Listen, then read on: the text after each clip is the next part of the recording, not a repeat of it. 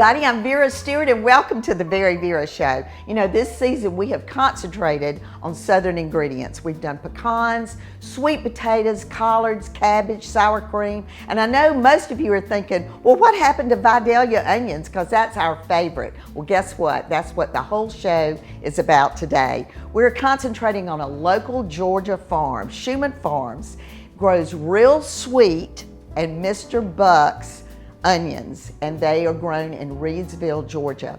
Mr. Buck, John's father, helped create some of the most popular Vidalia varieties in the industry. So today we're actually doing 4 recipes instead of 3. We're going to start with the Vidalia Onion Dip. This is probably in the top 5 of all of our recipes in the first cookbook. Then we're going to move into a French onion stuffed pork loin that's in the brand new cookbook. And then for all of you soup lovers, what about a French onion soup? And honestly, it's a time-consuming recipe, but it is so worth the effort. And then finally, how about a blooming onion? You know, you love to order those in your favorite steakhouse, but this time you can make it yourself. All right, so let's get started on that Vidalia Onion Dip.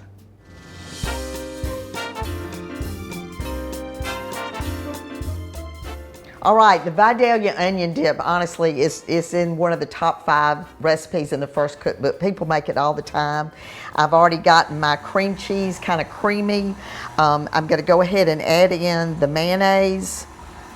And you know, the Vidalia onion was actually discovered by accident in the early 1930s. A man named Moses Coleman was looking for, you know, a cash crop during the Depression. And he planted these onions and they ended up being a lot sweeter than a white onion. So that's how the Vidalia onion, you know, really got started. So I've added in my mayonnaise. Now I'm going to add in freshly grated Parmesan. And I love to use the mixer for this part of the recipe just to get it, you know, really nice and creamy.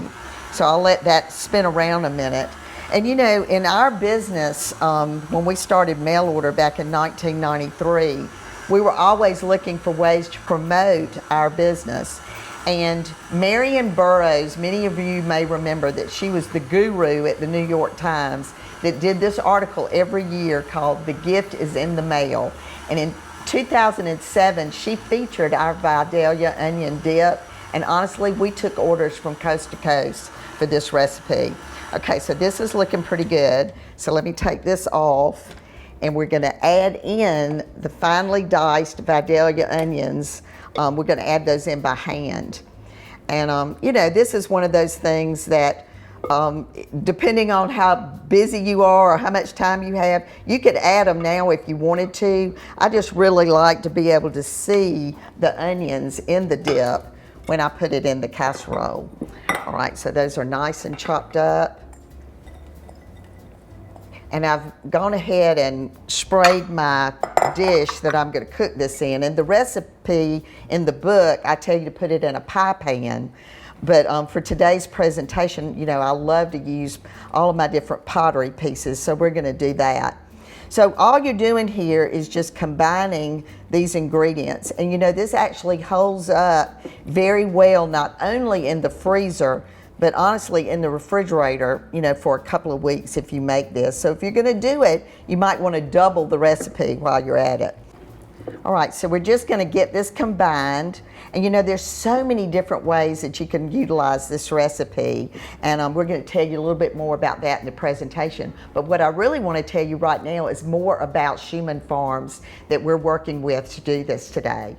Shuman Farms is a family-owned business located in the center of the Vidalia onion growing region in southeast Georgia. While they are best known for their seasonal Georgia-grown Vidalia onions, Shuman Farms grows and ships premium sweet onions year-round thanks to the various growing regions. Shuman Farms Vidalia onions are in stores now through August. Just look for the Real Sweet or Mr. Buck's PLU stickers and packaging when you shop. Okay, so we're going to learn more about the Vidalia onion coming up, and when we get back from the break, we're going to get started on the French onion stuffed pork loin. You're going to love it.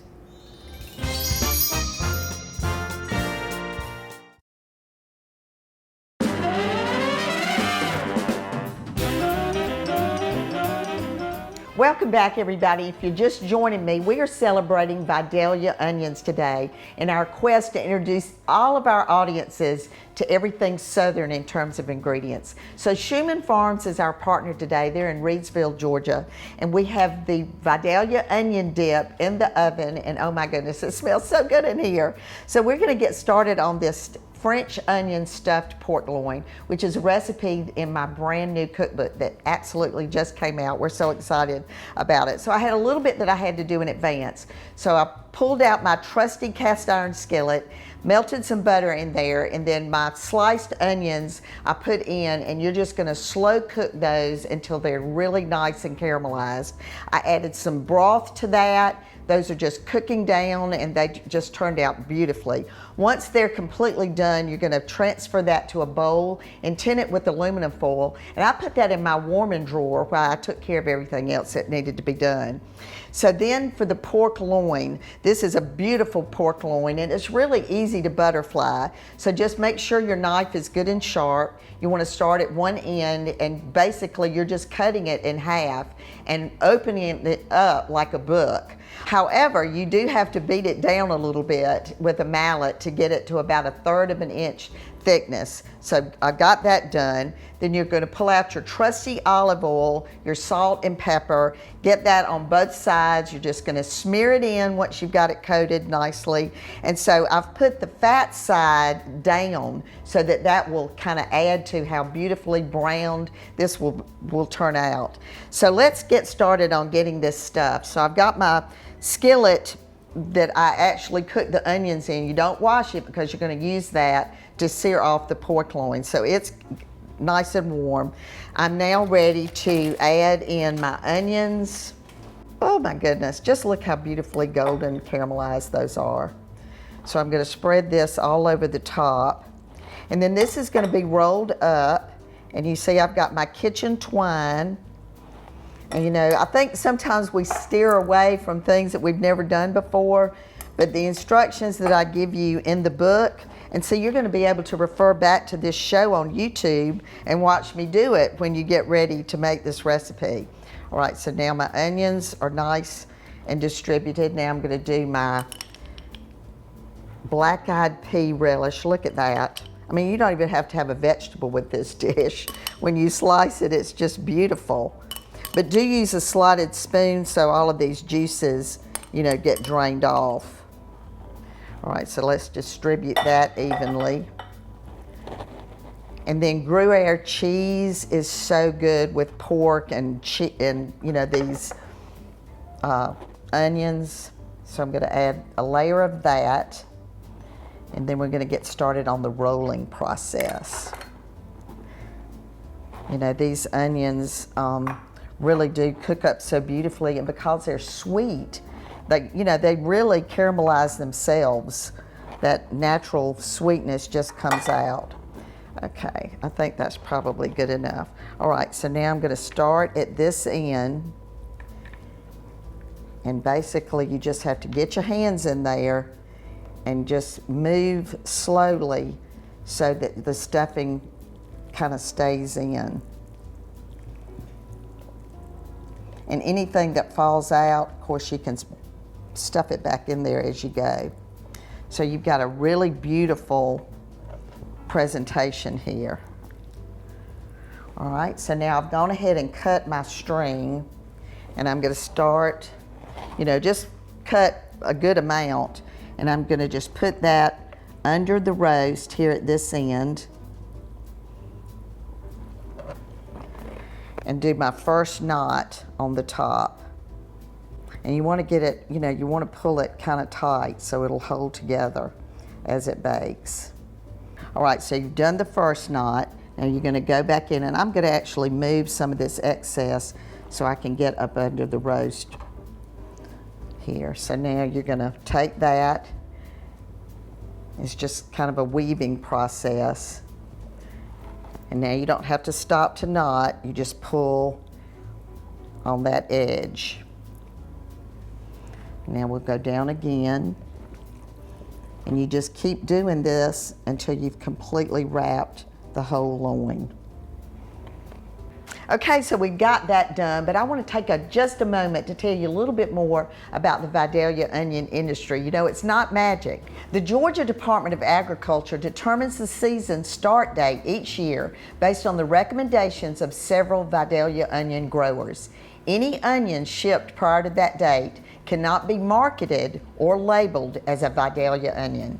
Vidalia onion's distinctive sweetness and crisp texture are derived from a combination of weather, water, and soil that is unique to their defined growing region in southeast Georgia. In 1990, Vidalia onions were actually named the official state vegetable of Georgia.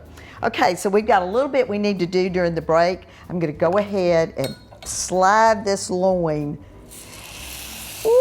into this pan. We're going to get it seared and then we'll get it in the oven. And when we come back in Vera's Corner, we're going to talk a little bit more about the onions, and then we're going to get started on that French onion soup. See you back in just a few minutes.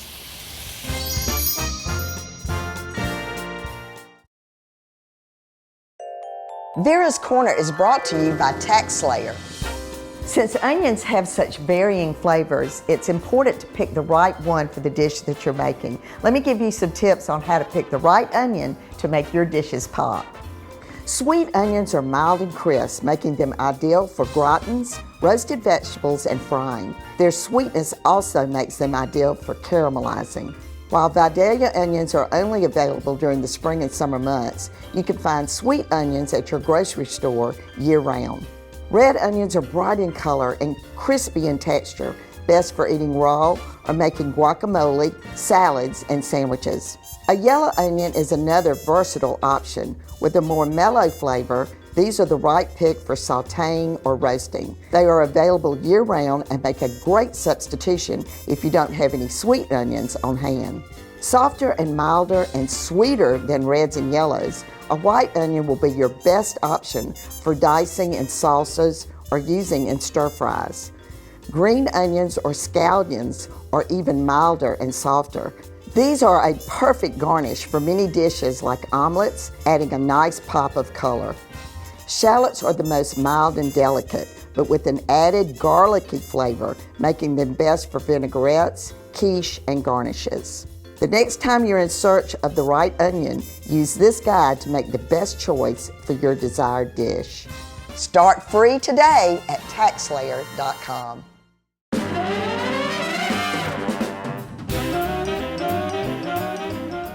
Welcome back, everybody, and I hope you enjoyed Vera's Corner. You know, we have lots of comments on Vera's Corner, so we appreciate you watching that with us today. All right, so Vidalia onions are only grown in 20 counties in southeast Georgia. And we actually think that Tattnall County, where Shuman Farms is located, is the absolute best. So we have just really enjoyed everything that we've made today with their Vidalia onions. And so the pork loin, I finished searing it in the pan, then I added some beef broth, and honestly, it immediately started turning into gravy. So we got that coated very well, and then I preheated my oven to 450 degrees, got that in there, and it's gonna bake for about 25 minutes. And so that is really smelling good in here as well. All right, so the French onion soup, this is, as I said, has a few steps to it, but if you are a French onion soup lover, you're gonna absolutely love this recipe. So just like anything else, as long as you're gonna do something, maybe double it because this will freeze very well too, or you can take some to your neighbors, never know. All right, so I've got my onions caramelized ahead, so those have cooked down. So now I'm gonna also add, I've got some beef broth that's cooking over here. I'm gonna add some chicken broth to that because we're gonna add that to these onions. All right, so now I'm ready to add a lot of the good stuff. We've got white wine. Gonna add that in, and I've got this on about a medium heat, and we're gonna turn it up to boil in just a second. Then we have sherry. So let me go ahead and turn that up.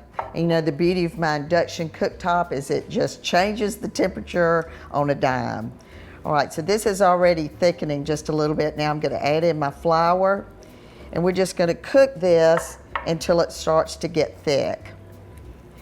And you know, it used to be that you could only get Vidalia onions in the southeast, but now approximately 200 million pounds of Vidalia onions are shipped all over the world.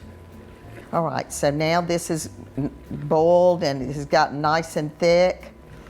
And I wish you all could smell this. It's just amazing. Now I'm going to start adding in my broth, and I'll add just a little bit at a time, just using a 1 cup measuring cup. And then I'll just add in the balance.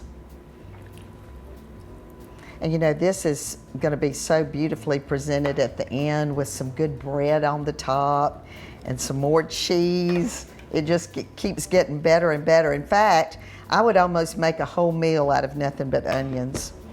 All right, so now I'm going to add in my salt, pepper, bay leaf, the rest of my broth. And this will have to continue to cook for a little bit for all these seasonings to go through. And then the last ingredient over here is actually Worcestershire sauce. So these are just, you know, when you're thinking about ways to improve flavor profiles, you know, go back to some of your favorite recipes. All right, so while this is simmering, let me give you a few more interesting facts. I've learned so much myself about Vidalia onions. Fields are prepped for planting beginning in early September, with the first seedlings breaking through the soil just a few weeks later. About 2 months later, the young onion plants, about the size of a green onion at this point, are carefully pulled from the ground by hand and replanted in new fields called transplanting, and it helps to protect the plants from cold weather and common plant diseases. Typically, they reach full maturity in early spring. As the onions reach their peak, the green tops will begin to lay down, indicating that they are ready to be harvested. They are then undercut by a tractor to pull them from the dirt and onto the surface of the field, where they will dry naturally in the Georgia sun for several days. Then each individual onion is carefully clipped by hand and loaded into drying bins for transport to Shuman's local packing facilities. So this is going to continue to cook, and when we come back, we're going to present everything and we're going to walk through the steps of making a blooming onion. So come right back.